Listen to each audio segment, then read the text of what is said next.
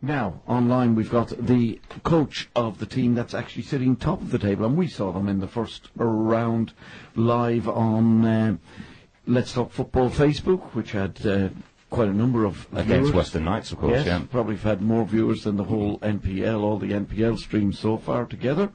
And good evening, Matt Wardle. How are you? Wardle. I'm good, thanks, guys. Thanks for having me on the show. Is it Wardle or Wardle, Matt? Just so we can educate Eamon.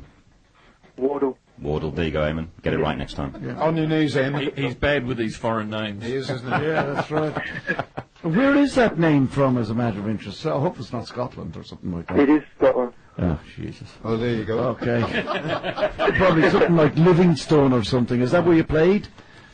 Yeah, I had 2 years at Livingston when I was 17 now. You've done your research. Oh, right. Yeah, you've just won the quiz, Matt. So when did you move over to Australia, Matt? Because obviously you started playing over in Scotland with Livingston. How long were you there for, and when did you move over?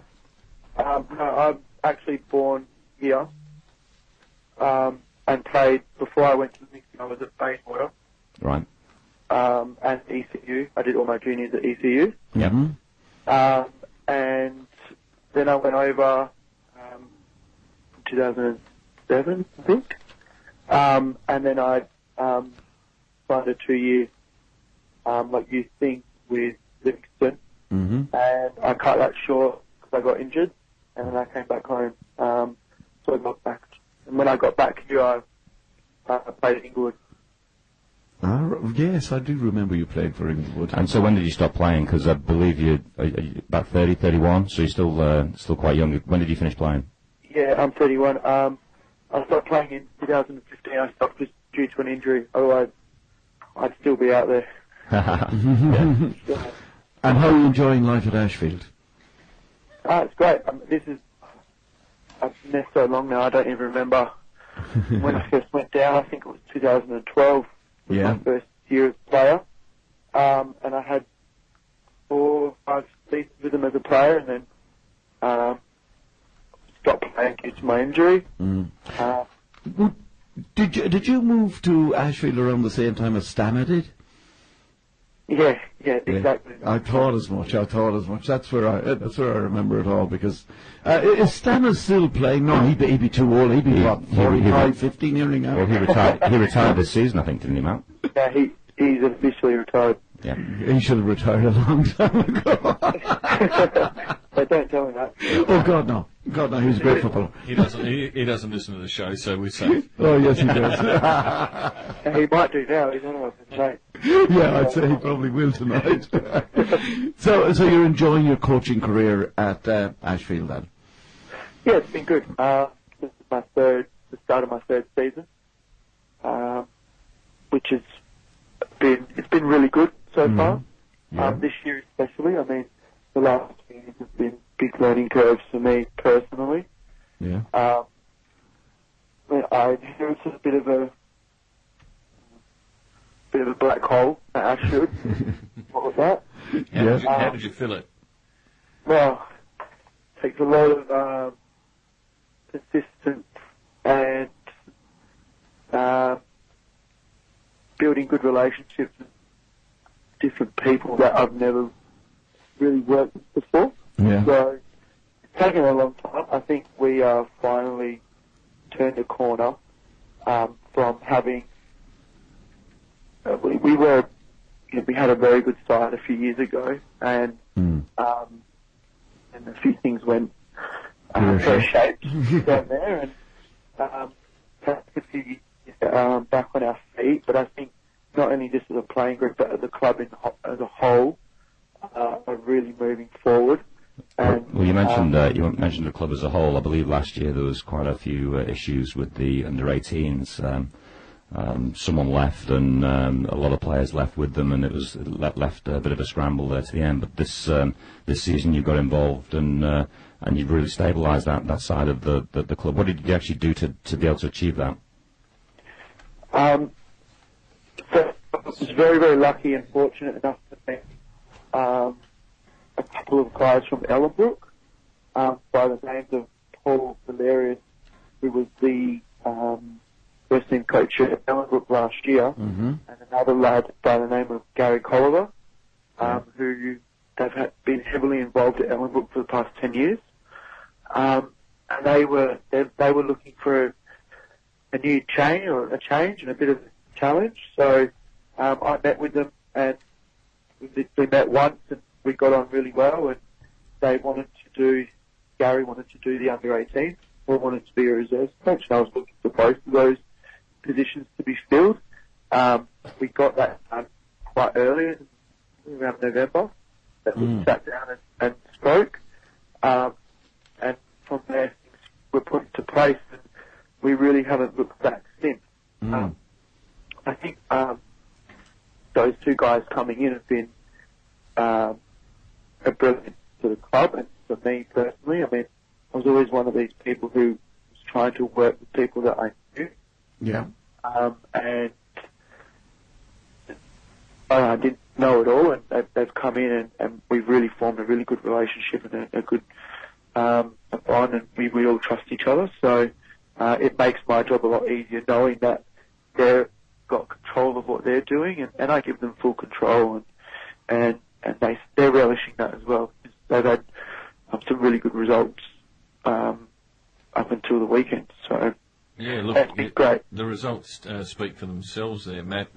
Both your reserves and 18 sit top of the table along with yourselves, and that shows a cohesion when you've got a coaching squad who sit at a table and work as a team. It permeates through the whole of the club, not just at one level. So you've done very well to select those boys, and that they are getting the results for you.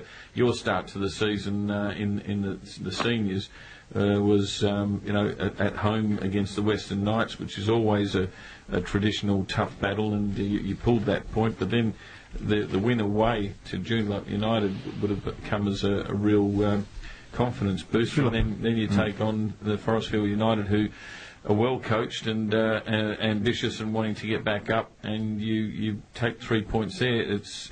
I'll call it I won't say a dream start, but it's as good a start as you'd want. Yes, was in a very good start.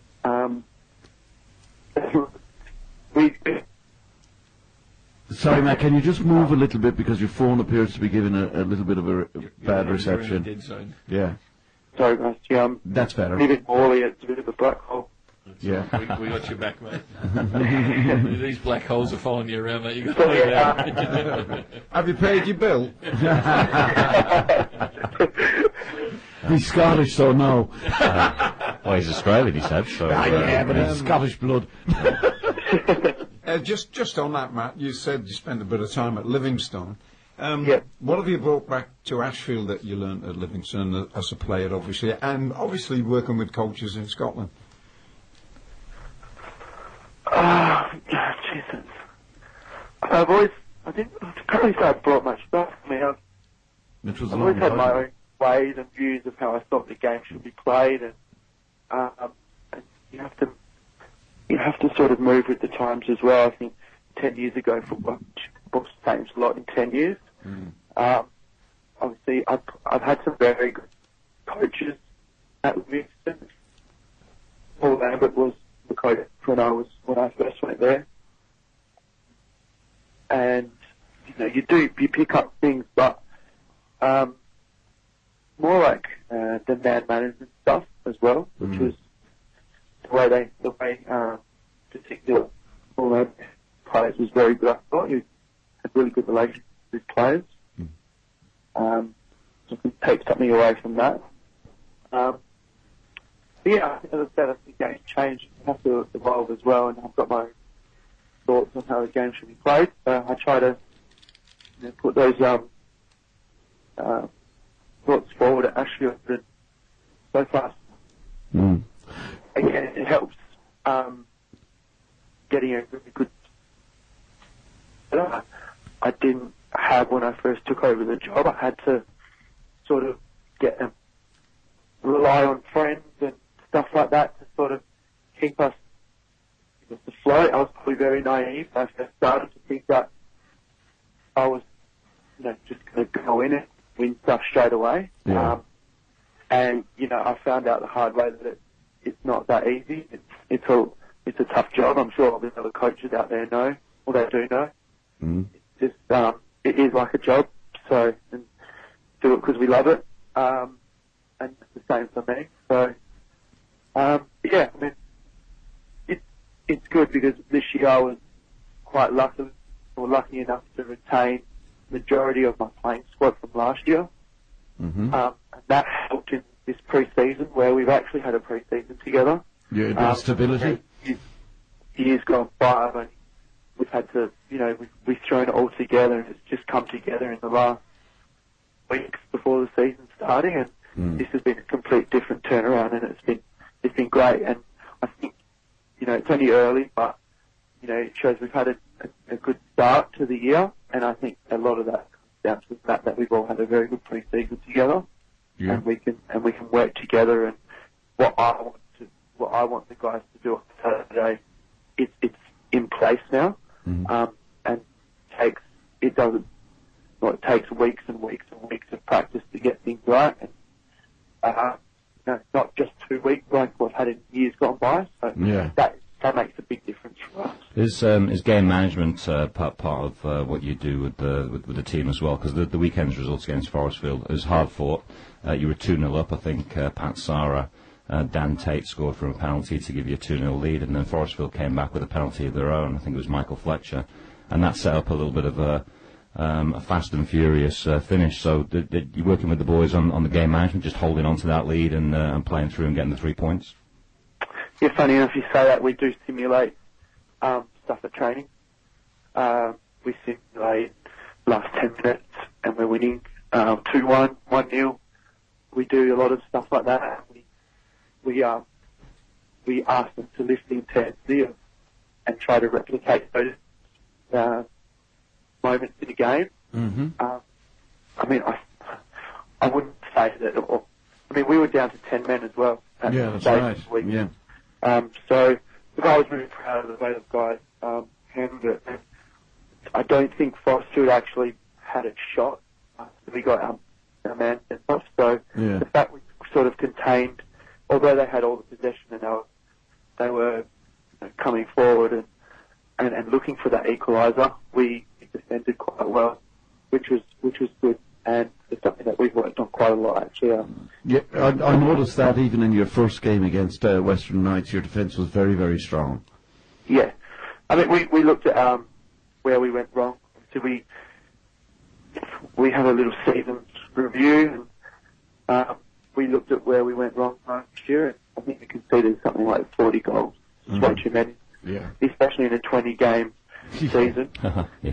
So it's like two goals a game, and that's just not going to win anything or win games of football if you're conceding goals. So that's something we've looked to strengthen, and we have brought in a few players, and that was my main focus in the off-season, was bringing in some strong defenders and some experience. So, and we've done that, and I think so far it's been quite good.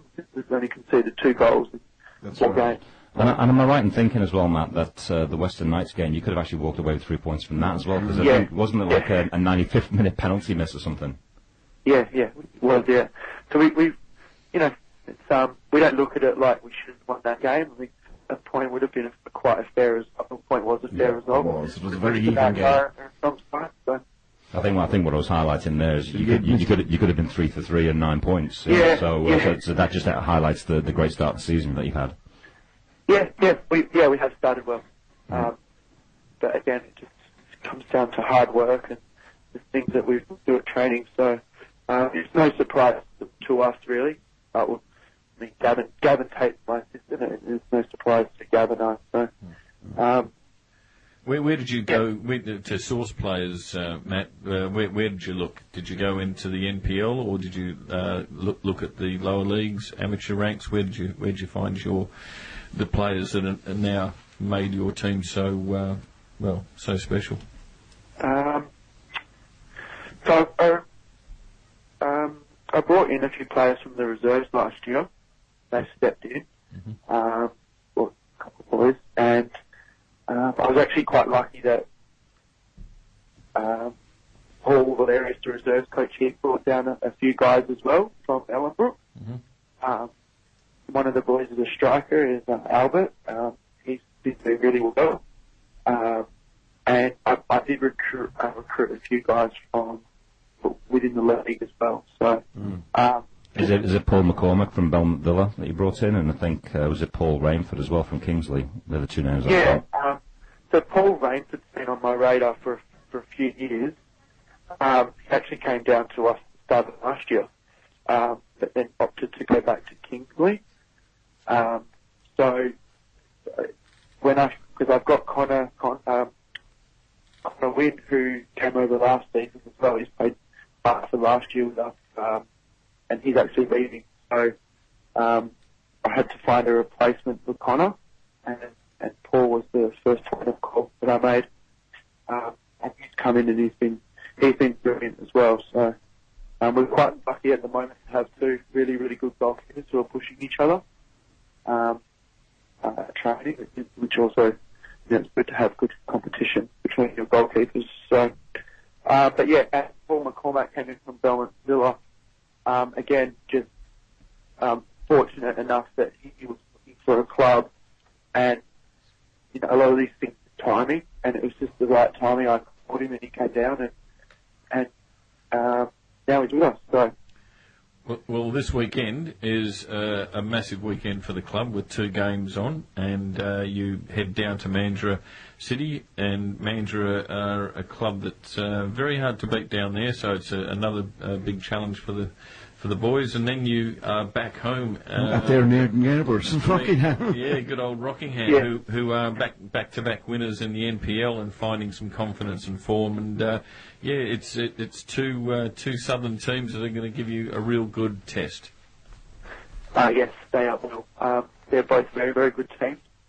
I think Mandurah are one of the sides of the radar at the moment. I know they haven't had. I don't think they won their first 2 games. No, but they beat UWA this week. Yes, they did, and I did watch them play against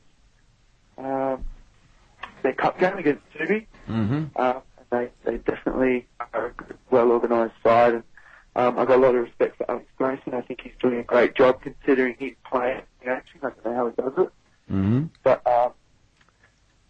they're going to be a really big challenge for us on the weekend, and going down there, it's always a hard game. So definitely, we feel like we're ready for it, but we're under no illusions that it's going to be an easy game. So no, well, listen.